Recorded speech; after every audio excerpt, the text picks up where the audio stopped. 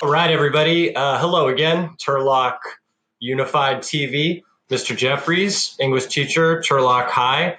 Last session, we created a slam poem, so I hope that you enjoyed that. We're going to work on a different type of poem today. It's called a blackout poem. So you will need a few things to complete this activity, but it's really not too many things. So if you have in your house a newspaper, that would be probably the best. That'd be ideal.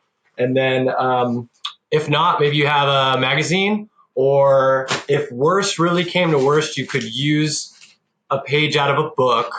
But if you're going to pull a page out of a book, make sure it's like out of the foreword or the introduction, some part of the book that, you never really read because everybody always goes to chapter 1, right?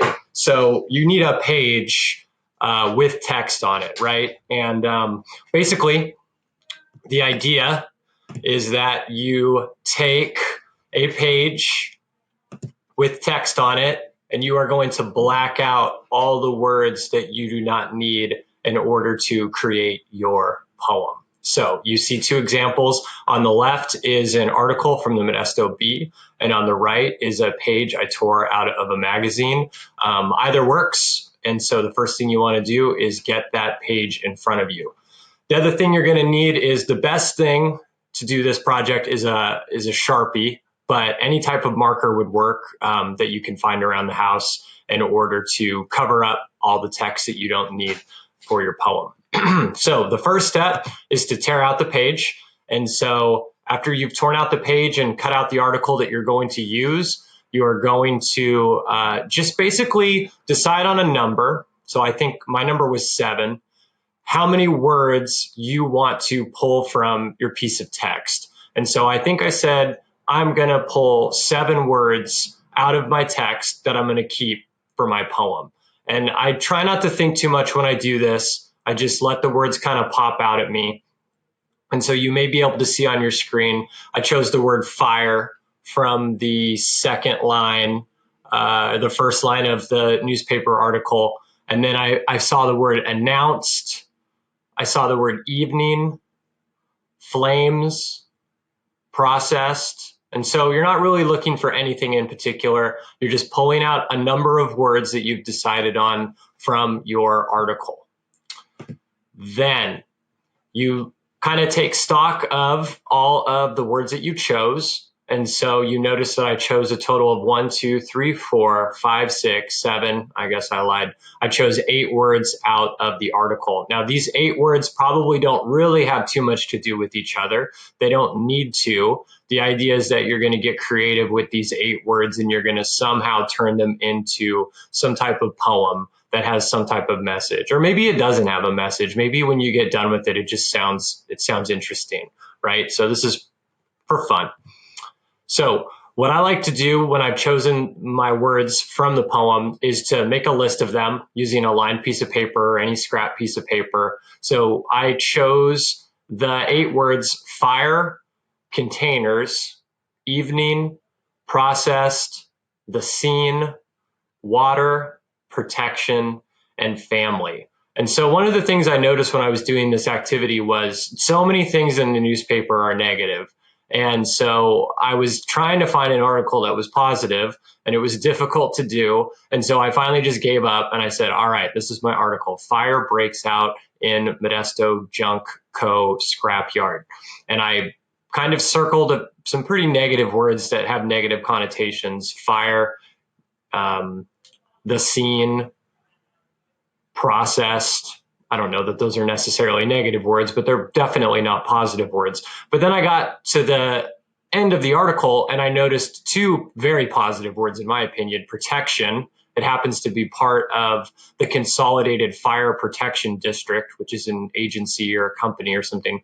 And then the word family, something about it now is run by the 3rd and 4th generations of his family. So it's giving the history of the Junk Co. that had this fire. And so when I looked at my words, I'm like, well, I have fire and processed, the scene, which is kind of negative, but then I see protection and family at the end. So what if I could find a way to make this poem something positive, right? What if there's some negative stuff in the beginning and then by the end it becomes positive? So I did a little bit of reworking. I decided to keep the word fire, and then I was trading out a few words. I changed the word out container or containers. It just wasn't working for me, but I found the word announced.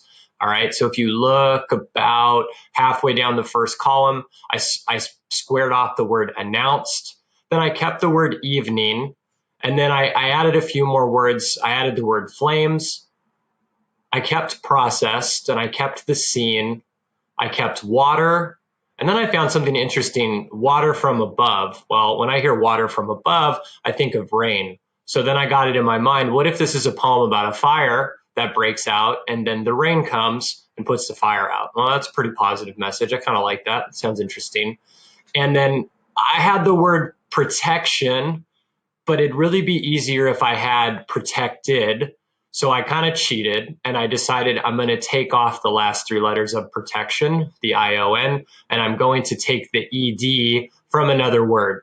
I wouldn't overdo this on your poem because it will get confusing to read. But if you really, really want a certain word and you need to change the form of it, you can take off the last two or the last three letters of that word, and then you can get new letters from another word. All right. And you'll see a more clear example of that when you look at mine.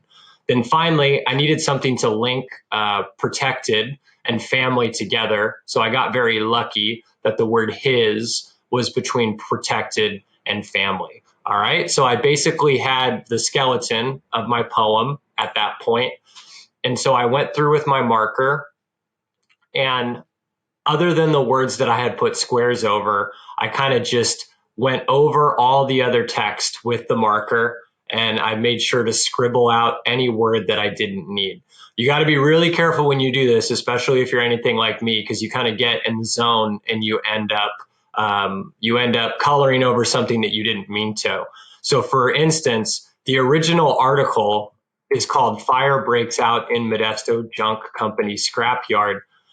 I wanted to keep the word in. I wanted to keep the word in for the title of my poem, but I wasn't paying very close attention. I was in the zone, and you notice that in the title, I had accidentally already covered the word in up. So I was trying to get some workaround for that. And what I decided was I'm going to use some letters that were left over to make the word on. So fire on, excuse me, fire out on yard would be the name of my poem. I'm going to end up changing it by the end, so you'll see how I make decisions as I go.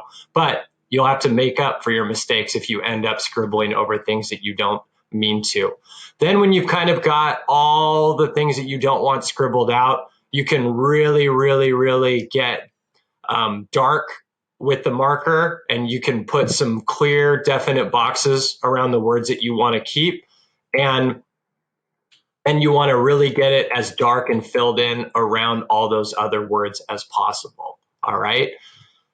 And then you notice that you really don't have too many words by the end of it. You took, maybe, I don't know, that was probably 200 words in that article. And I turned it into about a total of,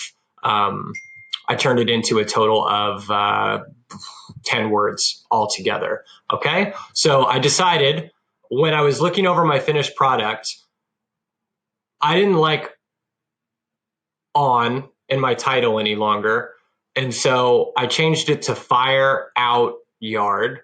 And then I thought, you know what, that's still a little strange. So my finished product was, it's cut off at the top, but it's the word fire and then yard. So my poem title is Fire Yard. Well, that's interesting because it's a phrase you've probably never heard before. It kind of gets your attention. And I said, you know what? Not everything has to make 100% absolute complete sense. So I'm going to stick with it. The name of my poem, Fire Yard.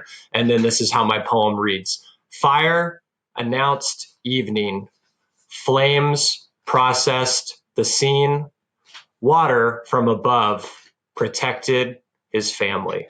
And so it's kind of a fun way to write poetry because you're not responsible for coming up with everything. You're just responsible for reordering words that are already there. So I really encourage you, if you have something around the house that you're able to mark up and kind of destroy in a way, this is a fun way to get your creative poetry imagination working. So I hope you have fun with this one, and we will catch you later out on TUSD TV. Thanks.